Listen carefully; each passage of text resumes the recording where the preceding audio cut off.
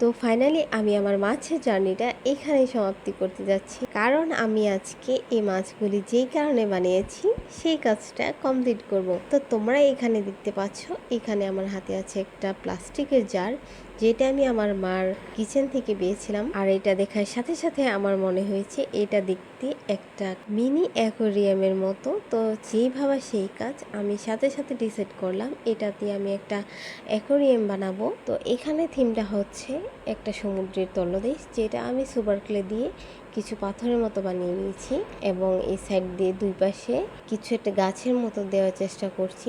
তারপর এই মাছগুলো এখানে সেট করে দিব, এবং এই মাছগুলো সেট করার জন্য এখানে আমি ফেভিকল আঠাটা ইউজ করছি। তো এখানে হচ্ছে আমার এই মাছগুলি।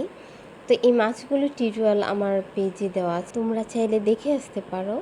তো এখানে আমি 4টা মাছই অ্যাটাচ করে দিচ্ছি, কিন্তু পরবর্তীতে আমি এখানে নিচের দিকটায় কিছুটা পানিও অ্যাড করে দিয়েছি নীল এবং সাদা সুপার ক্লে দিয়ে। তো এই হচ্ছে আমার অ্যাকোয়ারিয়ামটার এই পর্যন্ত লুক, আর এটা হচ্ছে আমার অ্যাকোয়ারিয়ামটার ফাইনাল লুক।